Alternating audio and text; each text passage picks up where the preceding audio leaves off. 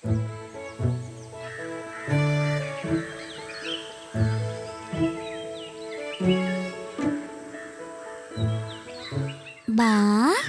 দিদুন, এই খাবারের গন্ধটা কি সুন্দর গো। এই মালপোয়াটা খেতে এত সুন্দর কেন দিদুন, বলো না গো। তোমার বুঝি এই মালপোয়াগুলো খুব ভালো লেগেছে?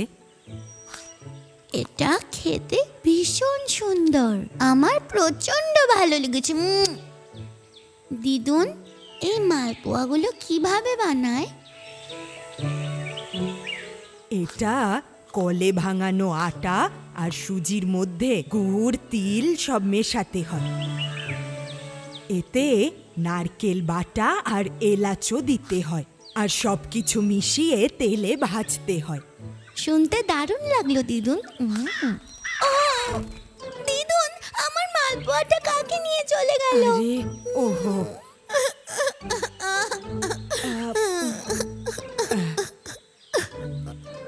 আহা, কাঁদে না মা, চুপ করো। দিদা তোমাকে আরেকটা মালপোয়া দেবে, কেমন?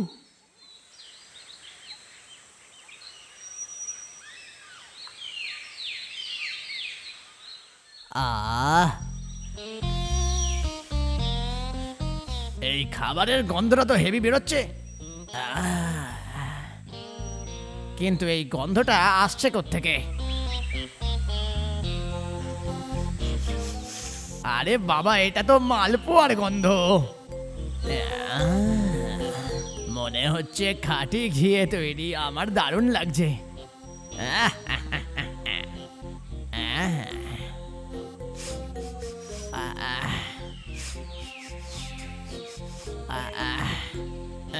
এর গন্ধ নাকে এসে আমার পেটের ইঁদুরগুলো দৌড়তে শুরু করেছে। এটা কি হচ্ছে? আচ্ছা, তার মানে গন্ধটা এখান থেকেই আসছিল। এত সুন্দর মিষ্টি একটা খাবার কাকটা জোগাড় করলো কোত্থেকে? কাকটার থেকে খাবারটা চেয়ে দেখি। এর থেকে পুরো চাইলে তো আমি পাবো না, তাহলে এক কাজ করি, অর্ধেকটা চেয়ে নিই, তাহলেই হবে। যদি আমি আমার বুদ্ধিটা একটু খরচ করি, তাহলে হয়তো পুরো মালপোয়াটাই আমি পেয়ে যাব। যাই গিয়ে দেখি। লা লা লা লা লা লা লা লা লা লা লা লা লা লা লা লা লা লা। গানটা তো ভালো হচ্ছিল, থামলে কেন? তোমায় দেখে খুশি মনে হচ্ছে। লা লা লা লা লা লা লা লা লা লা লা লা লা লা লা লা লা লা। গান শোনা আর গান গাওয়ার মধ্যে যে আনন্দটা আছে সেটা আর কোথাও পাবে না। লা লা লা লা লা লা লা লা লা লা লা লা লা লা।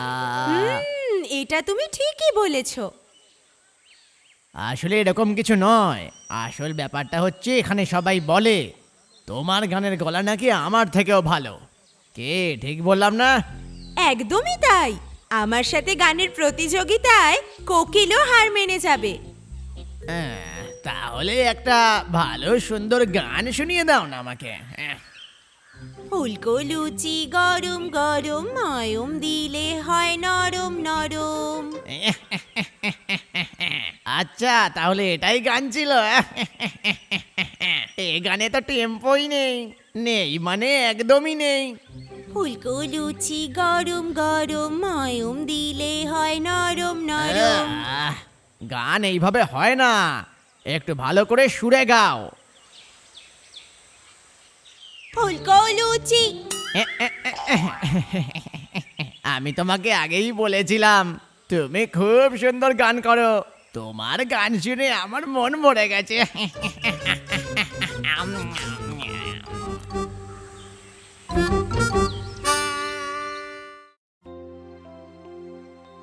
একটা গ্রামে একটা দিদা থাকতো।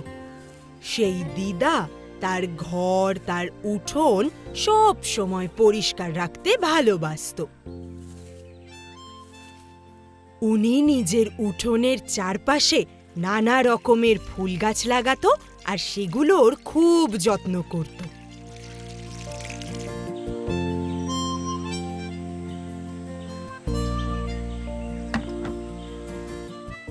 দিদা পাখি আর গাছপালা ভীষণ ভালোবাসত, কিন্তু গাছের ডালে বসে থাকা কাকগুলোকে সে ভীষণ বকাবকি করত আর তাড়িয়ে বেড়াতো।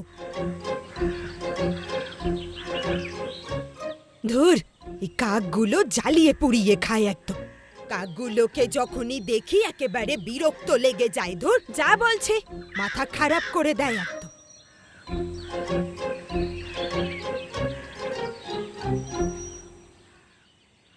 এই দিদা কেন বেচারা কাকগুলোকে এত বকাঝকা করে? দিদা বোধহয় কাকদের পছন্দ করে না। হ্যাঁ, কিন্তু কাউকেই ছোট মনে করা উচিত নয়, এটা ভালো ব্যাপার নয়। একদিন দিদাটা এত অসুস্থ হয়ে পড়ল যে বিছানায় শয্যাশায়ী হয়ে গেল।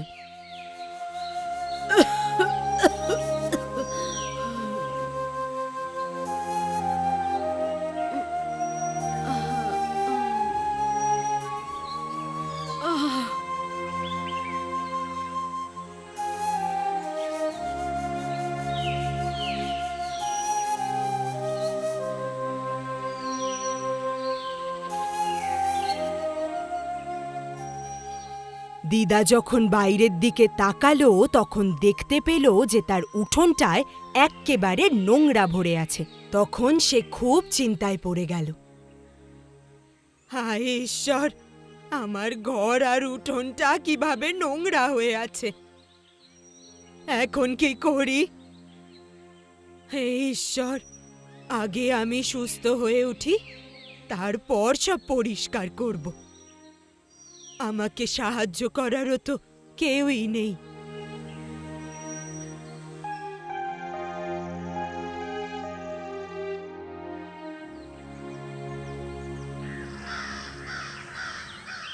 ঘরের উঠোনে একটা গাছের ডালে অনেকগুলো কাক বসে থাকত। ওখানে বসে থাকা কাকগুলো যখন দিদার এই নোংরা উঠোন দেখতে পেল, তাদের খুব সন্দেহ হলো। দিদা তো এখানে নেই, দিদার আবার কি হলো? উঠোনটাও যে আজকে পরিষ্কার করেনি। এটা তো ঠিক বলেছ, দিদা তো সব সময় উঠোন পরিষ্কার রাখে, আজকে আবার কি হলো যে উঠোনটা পরিষ্কার করেনি? ওনার শরীর খারাপ হয়েছে না অন্য কিছু? দিদা কোথাও গেছে নাকি? তাহলে চলো না আমরা সবাই মিলে আজকে উঠোনটা পরিষ্কার করে দিই। আমরা এটা করতে পারবো? যদি আমরা এটা করি তাহলে দিদার কি পছন্দ হবে? আমাদের তো সবসময় উনি বকাবকি করেন। ও সব বাদ দাও, আমরা সবাই মিলে উঠোনটা পরিষ্কার করে দিই, তাহলে দিদা খুশিও হয়ে যাবে আর আমাদের বকাবকিও করবে না।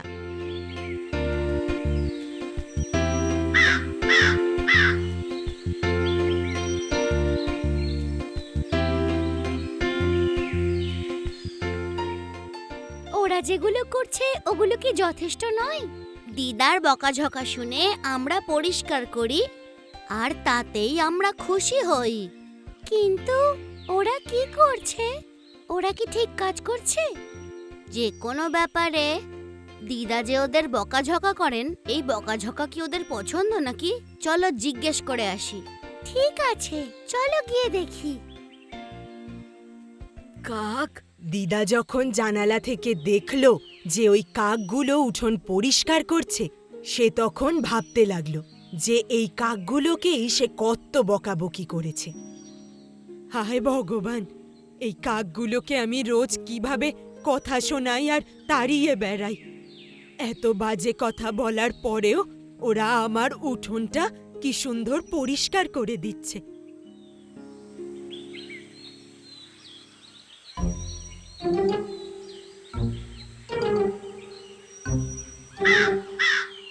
আরে দাঁড়াও দাঁড়াও, তোমরা যেও না, শোনো আমার কথা, ভয় পেও না, আমি আর তোমাদেরকে তাড়াবো না। আমি তোমাদের সবার জন্য নিজের হাতের মালপোয়া এনেছি, দেখো। এবার এসো আর এইগুলো সব তোমরা খেয়ে যাও, পেট ভরে খেও, কেমন? এসো এসো, সবাই এদিকে এসো।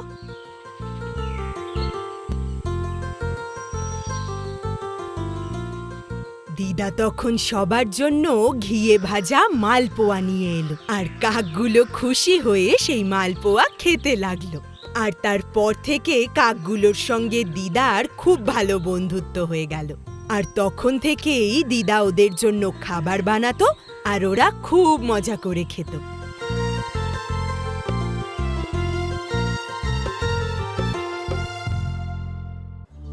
মাঞ্জারি জঙ্গলে একটা বুড়ো সিংহ রাজা ছিল।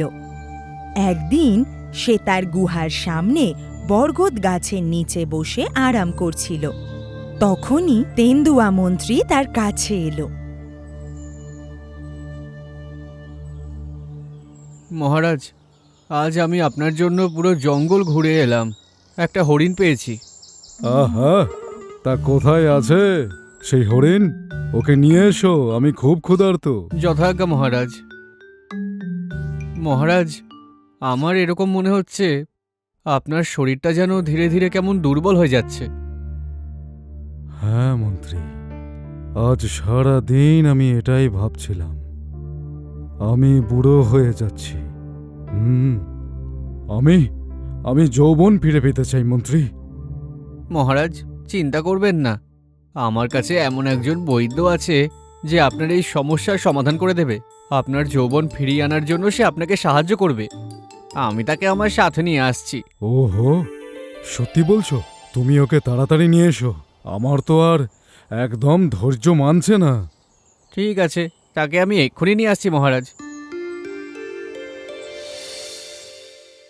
ওহ, এই বুড়ো সিংহের জন্য কাজ করে করে আমি হাঁপিয়ে গেলাম। এ শুধুমাত্র হরিণের মাংসই খায়। এর যৌবন আমাকে ফিরিয়ে আনতে হবে, তবেই একমাত্র আমি মুক্তি পাব। এটা বলার পর তেন্দুয়া ওই শেয়ালের কাছে গেল।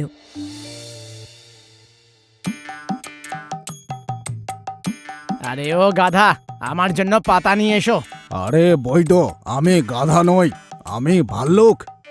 এমনিতে তো দুজনে একই রকমের। আর তখনই ভাল্লুক তেন্দুয়াকে দূর থেকে এদিকে আসতে দেখল। শুনুন বৈদ্যবাবু, ওই দেখুন এদিকে কে আসছে।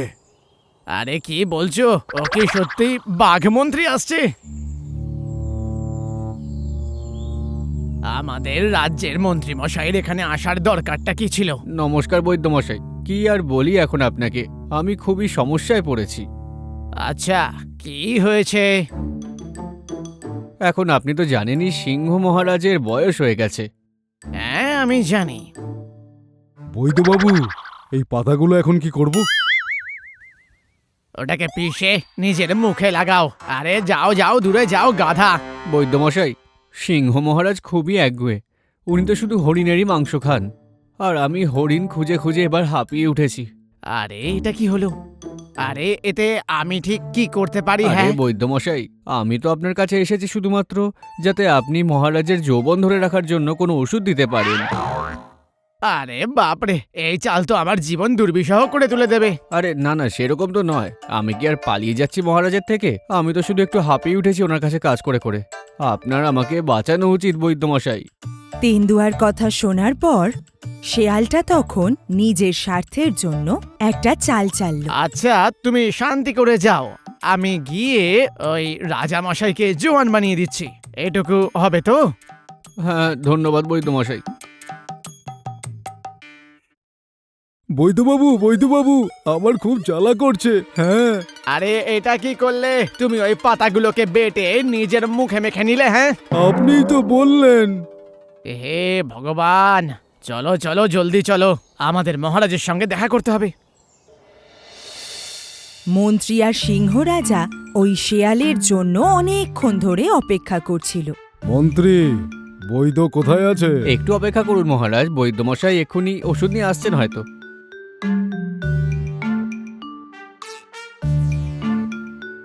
আরে মহারাজ, ওই তো উনি এসে গেছেন।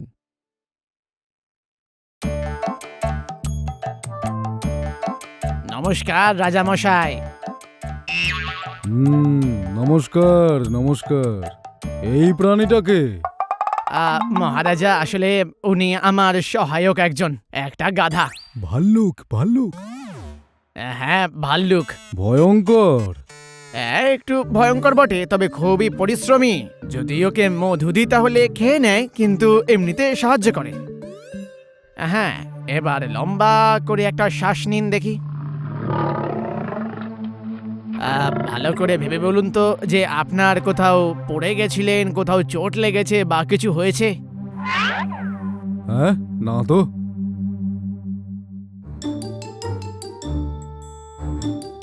আরে বাবা, আপনার চোখ তো কমজোর লাগছে। সত্যি? হ্যাঁ, কিন্তু চিন্তা করার প্রয়োজন নেই, এর ওষুধ কিন্তু আমার কাছে রয়েছে।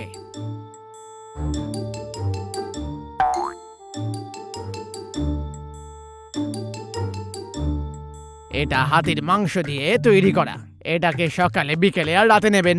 এটা হরিণের তেল। এটা সন্ধে, দুপুর আর সকালবেলা নেবেন, ঠিক আছে? আর মহারাজ, এইগুলো ঠিকঠাক করে ব্যবহার করুন। আর ছোট জানোয়ারদেরকেই খান, যেমন ইঁদুর, খরগোশ ইত্যাদি ইত্যাদি। আর আপনি আপনার শিকার নিজে ধরে নিজেই খাবেন, এই কথাটা আপনি কিন্তু মাথায় রাখবেন। আমি যদি ভালো করে এই সমস্ত নিয়ম পালন করি তাহলে কি যৌবন ফিরে পাবো? হ্যাঁ, আমার মনে হয় ঠিক হয়েই যাবেন। শেয়ালের কথা শুনে সিংহ রাজা খুব খুশি হলো। সে আবার তার যৌবন ফিরে পাবে এটা ভেবে ওই শেয়ালটাকে অনেক উপহার দিল। যাওয়ার সময় শেয়ালটা বলল, বলছি মহারাজ, একটা জিনিস আপনি মাথায় রাখবেন, ঠিক আছে? আপনি যেই শিকার করবেন সেই শিকার থেকে অর্ধেক ভাগ একটা বুড়ো জানোয়ারকে খাওয়াতে হবে। আর ওই বুড়ো জানোয়ার মন্দার পর্বতের তলায় বট গাছের নিচে থাকবে, তাও বসে। কিন্তু ওখানে কি এরকম কেউ থাকবে? হ্যাঁ, আমার মনে হয় ওখানেই আপনি পেয়ে যাবেন। যদি আপনি তাকে অর্ধেক শিকার দেন তাহলেই হয়তো আপনার ওষুধগুলো কাজ করবে। ওই শেয়ালের কথা শোনার পর সিংহ রাজা নিজের ক্লান্তি ভুলে ছোট ছোট প্রাণী শিকার করা শুরু করে দিল।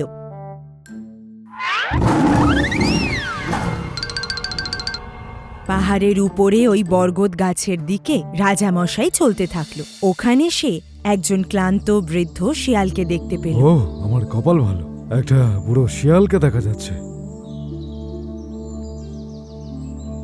হে বুড়ো শিয়াল, নাও এই দুটো। কাল যদি এরকম সময় তুমি থাকো, আমি তোমাকে খাবার দেব। আমার খুবই ভালো লাগছে যে আপনার সঙ্গে দেখা হলো। আপনি এখানে একমাত্র সব থেকে ভদ্র রাজা।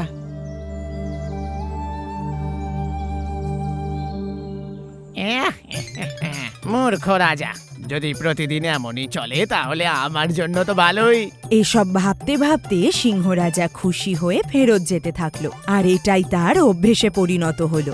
প্রতিদিন ওই বহুরূপী শেয়ালটা সিংহর জন্য অপেক্ষা করত।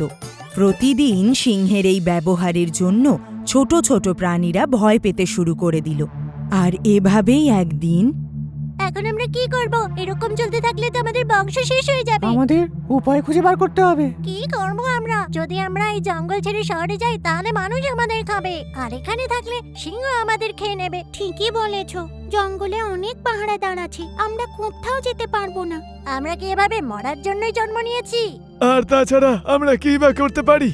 বৈদ্য শেয়ালি এই সবের পিছনে রয়েছে। তাই যদি হয়, একটা উপায় আছে। কে উপায়? বৈদ্যমশাইয়ের সহকারী ভাল্লুক ১ নম্বরের মূর্খ। শুধু তাই নয়, তার মধু খুবই পছন্দ। এই ব্যাপারটাকে আমরা নিজেদের জন্য ব্যবহার করি। একদম ঠিক বলেছো, চলো সাথে আমরা মধুও নেব। আর এইভাবেই ওদের দলের থেকে একটা ইঁদুর আর একটা খরগোশ ভাল্লুককে খুঁজতে বেরোলো।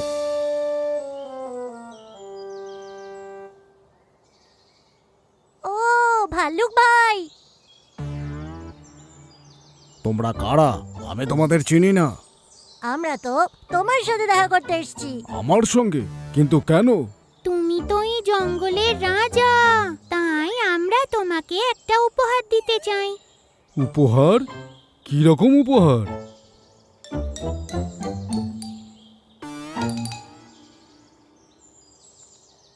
হ্যাঁ, মধু? মধু দেখার পর ভাল্লুক ওগুলো তাড়াতাড়ি করে খেয়ে ফেলল। ভাল্লুক ভাই নিশ্চয়ই এখন আমাদের বাঁচিয়ে দেবে।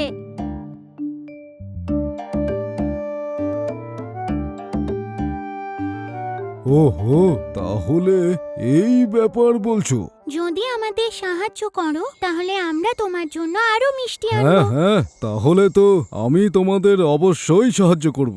চলো, সিংহ রাজাকে আমরা সমস্ত ব্যাপারটা খুলে বলি। ভাল্লুক, খরগোশ আর ইঁদুর সত্যিই ভয় পেয়ে গিয়েছিল, কিন্তু তাও ওরা সিংহকে সব বলল। রাজা মশাই, আপনি তো পুরো মূর্খ। হ্যাঁ, কি বললে তুমি? আরে ও এটা বলতে চাইছে যে ওই মিথ্যেবাদী শেয়ালের কথা শুনে আপনি বোকামো করছেন। এটা সত্যি কথা রাজা মশাই, আপনার যদি বিশ্বাস না হয় আমরা প্রমাণ করব সেটা। যদি তুমি চাও তাহলে আমাদের মাদারামান জঙ্গলের বারকাত পাহাড়ের নিচে ওই বুড়ো শেয়ালকে দিয়ে দাও, আর তারপর দেখে নিও। ও পুরো শিয়াল নয়, বৈদ্য শিয়াল মহারাজ, যে আপনাকে ঠকিয়েছে। ওদের বলার পর সিংহটা ইঁদুর আর খরগোশকে ওই শেয়ালের কাছে দিয়ে গেল। আর তারপর সিংহ ওই শেয়ালের আচরণ দেখতে পেল। তোমার মূর্খতা আর আমার বুদ্ধিমত্তার জন্যই এটা সম্ভব হলো। আবার খাবারও জুটে গেল। কি, তাহলে শুরু করা যাক।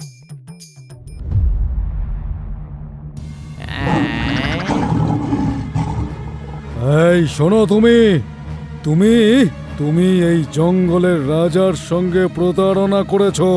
আরে আরে মহারাজ, আমাকে মারবেন না। আমি এই জঙ্গল ছেড়ে অন্য কোথাও চলে যাব মহারাজ। আমাকে বাঁচাও, আমায় কৃপা করো। রাজা মশাই, একটা কথা কিন্তু মনে রাখতে হবে, বয়স তো সবারই হবে, কিন্তু মন শক্তিশালী হলে শরীরও শক্তিশালী ঠিক থাকবে।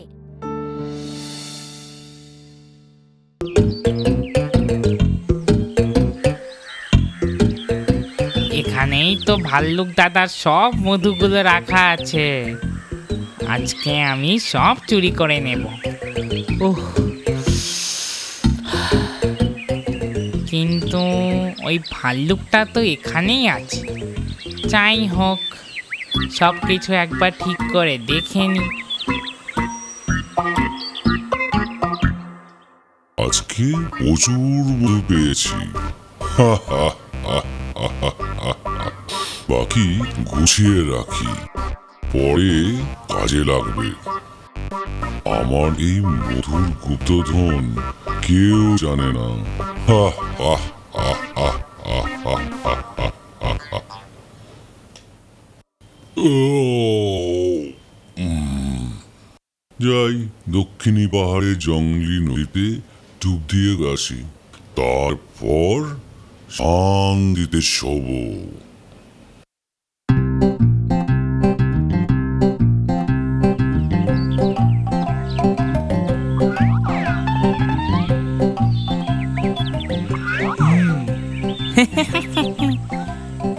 এখানে আর থাকলে অনেক বিপদ আছে। যত তাড়াতাড়ি সম্ভব এগুলো নিজের জায়গায় রেখে আসি, তারপর জমিয়ে এগুলো খাবো।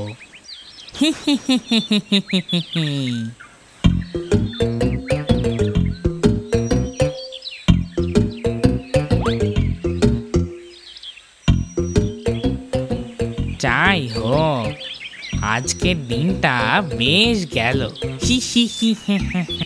যদিও চুরি করে কোনো দিন খালি হাতে বাড়ি ফিরিনি।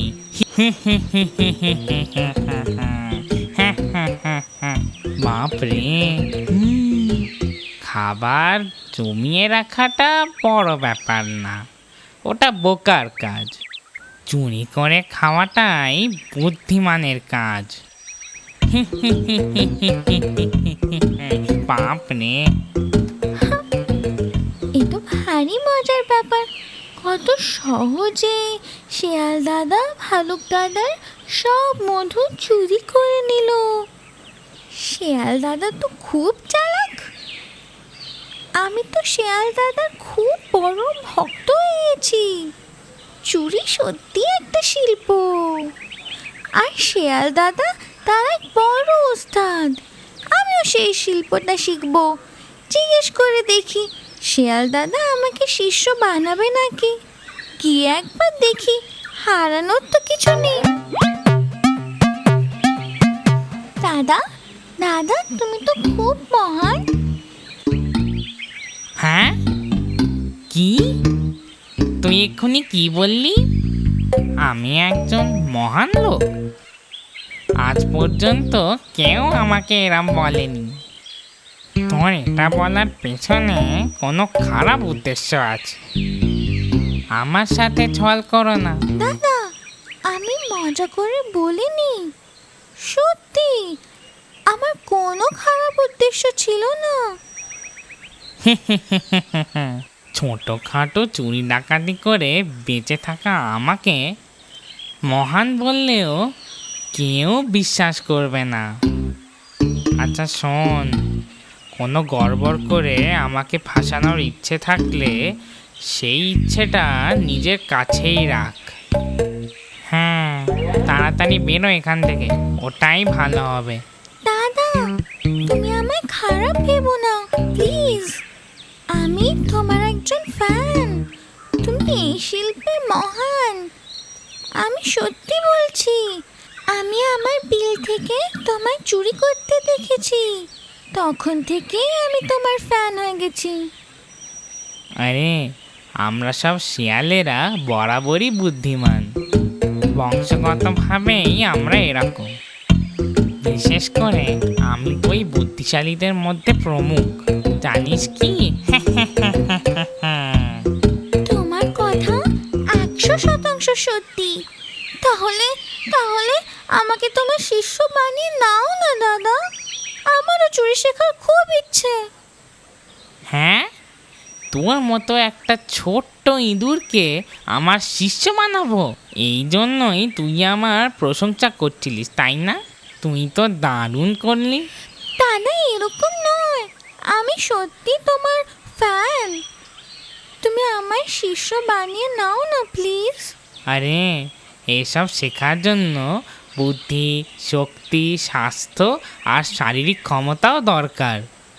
তোর মধ্যে এগুলো আছে। সেসব তো ঠিক আছে দাদা, কিন্তু তুমি আমাকে তোমার শিষ্য বানালে আমি তোমাকে অনেক সাহায্য করতে পারবো। চুরি করার মতো অনেক জায়গা আমি তোমাকে দেখিয়ে দেব। এর কথায় কিছু দম তো আছে। চুরি করার মতো জায়গাগুলো এ হয়তো জানে। শিষ্য বানালে এ আমার অনেক কাজে লাগবে। যাই হোক, একে সঙ্গে নিয়েই নি। ভাগের মধ্যে তো ওকে ছোট অংশটাই দিতে হবে। চুরি করার শিল্প কোনো ছোট ব্যাপার নয়। একসাথে অনেক কিছু শিখতে হবে, থিওরি অ্যান্ড প্র্যাকটিক্যাল। আর সঙ্গে এসবের জন্য স্বাস্থ্যটাও দরকার। আর এসব আমি তোমাকে শেখাবো, কিন্তু পরে। তাই হবে গুরুজি, তুমি যা বলবে আমি শুনে চলবো। আজকে আমাদের অপারেশন থেকে তুই চুরির কিছু নতুন পাঠও শিখতে পারবি। সব গুরুজির ইচ্ছে অনুযায়ী। তুই আমার কিছু পুরনো অপারেশন দেখতে পারলে খুব ভালো হতো। একদিন আমি একটা জায়গায় মুরগি চুরি করতে গেছিলাম। ওখানে অনেক লোক ছিল, কিন্তু আমি সাহসী, ভয় পাইনি। চালাকি করে খাঁচায় চড়ে মুরগিটাকে খপ করে ধরে ফেললাম। মুরগিটা চেঁচাচ্ছিল বটে, কিন্তু আমি পাত্তা দিইনি। সেই সময় কিছু লোক আমার পেছন পেছন আসছিল। কি লোকজন মার খেয়েছিলেন নাকি? না না না, এরম কিছু হয়নি, মুরগিরাই পেছনে আসছিল। ওই মা, ওই মা, মেরো না আমায়! বাপরে বাপরে, আমাকে মেরো না, আমাকে মেরো না।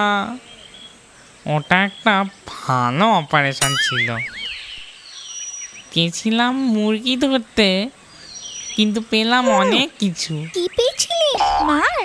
হ্যাঁ, না না না না না না, মুরগিদের পেয়েছিলাম। ওসব ভেবে আজও চোখে জল চলে আসে। চোখ দিয়ে? চোখ দিয়ে না রে, জিভ থেকে। হ্যাঁ, ওর স্বাদে। ও তুমি তো একজন দারুণ সিকান্দার। ওসব আবার জিজ্ঞেস করার কথা নাকি? তাড়াতাড়ি আয়, আমরা ওই সিংহের গুহায় গিয়ে সব মাংস চুরি করে নিই। সিংহেরা সব চান করতে গেছে। রেডি, 1 2 3।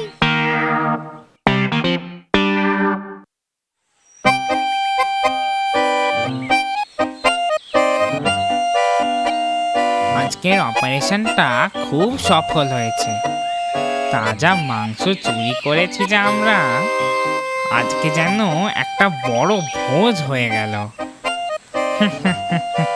এই বাঘগুলো সব বোকা একদম, তাই না গুরুজি? তাহলে কেউ মাংস ছেড়ে যায় নাকি? মূর্খ লোকেরা গাধার মতো খাটে, আমার মতো বুদ্ধিমান লোকেরা না খেটেই বেঁচে থাকতে পারে। ঠিক বলেছো গুরুজি। বুদ্ধিমান লোকেরা ভাগ্যবান হয়, এই পৃথিবীটা ওদেরই জন্য বানানো। হ্যাঁ, এবার আমরা কালকের অপারেশনের ব্যাপারে একটু ভেবে নিই। ওটাকে আজকের থেকেও ভালো করতে হবে। ওটার রাস্তাও আমি দেখে নিয়েছি। গুরুজি, লোকেশন কোনটা? আমি গিয়ে সব দেখে আসছি। হ্যাঁ, লোকেশন আমি বলে দিচ্ছি, মন দিয়ে শুনে নে।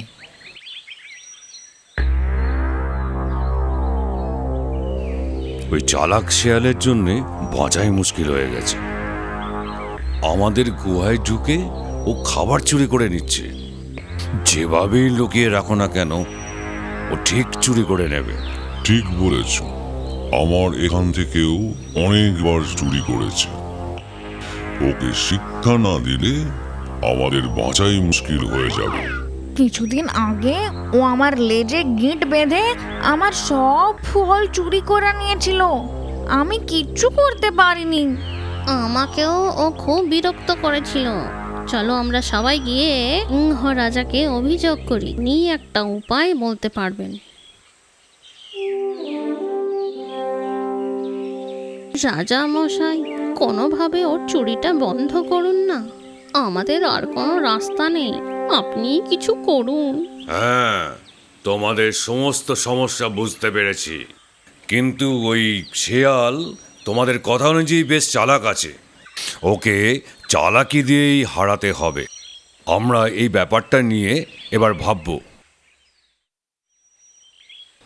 আজ আমাদের একটু দূরে যেতে হবে। এটা একটা দারুণ অপারেশন হবে। আমাদের বুদ্ধিমত্তার একটা পরিচয় দিতে হবে এবার। যাই হয়ে যাক, গুরুজির সাথে আমি সবসময় থাকবো। তোমার শিষ্য হওয়া আমার সব থেকে বড় সৌভাগ্য।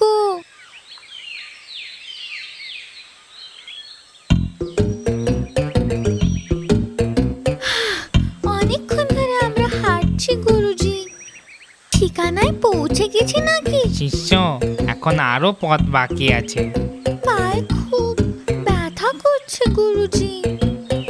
এর জন্য আমি আগেই বলেছিলাম, এটার জন্য ভালো স্বাস্থ্য দরকার আছে। বন্ধুরা, ওরা আসছে, তোমরা শুরু করো। দাদা, আমাদের সিংহ রাজার গুহায় অনেক মাংস, সবজি আর ফল ভরে ভরে রাখা আছে। তাহলে সিংহরাজা ওখানে নেই নাকি? না তো, উনি তো অন্য জঙ্গলে গেছেন শিকার করতে, দুদিন পরে ফিরবেন। যাই হোক, আজ আমার পেট ভর্তি আছে। আজ একটা বেশ ভালো নেমন্তন্ন ছিল। আমারও একই অবস্থা দাদা, পেট ভরে একদম ফুলে গেছে। তাহলে তুই এই কথা কাউকে বলিস না, আমরা পরে এটা নিয়ে কথা বলবো। সিংহরাজাও দুদিন পরেই আসবে না? ঠিক আছে, আমিও এই কথাটাই বলতে যাচ্ছিলাম। এই কথাটা জঙ্গলে কেউ জানে না, আর আমরা কাউকে বলবোও না। গুরুজি, বাঘ আর খরগোশের কথা শুনলে? ওরা গোপন কথা বলছে। এই কথাটা যদি সত্যি হয়, আমরা ওটাকে চুরি করে নেব। ঠিকই আছে, বাঘ রাজার গুহা এখানে কাছেই, বেশি দূরেও যেতে হবে না। তাহলে আজকের অপারেশনটা ওখানেই করে নি। ওই সিংহ আর খরগোশটা কি পোকা, দেখলি তো সবার সামনে কিভাবে গোপন কথা বলল। আজকালকার কোনো বুদ্ধি নেই গুরুজি, বুদ্ধিতে তো আপনি সিকান্দারি।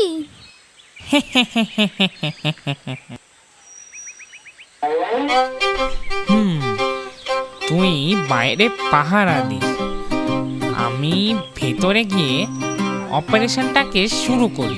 ঠিক আছে গুরুজি, আমি এখানেই দাঁড়াই। আরে তোকে তো ও মা, বাপরে! বাপরে, এটা তো গুরুজির চিৎকার। কোনো বিপদ হয়নি তো? ভেতরে গিয়ে দেখবো নাকি? না হলে থাক, এমনিতেও আমি গুরুজির মতো এত শক্তিশালী নই। যত তাড়াতাড়ি সম্ভব এখান থেকে পালাই, সেটাই ভালো হবে। ওই মা! হাল্লুক দাদা, আমায় আশীর্বাদ করো। বাপরে!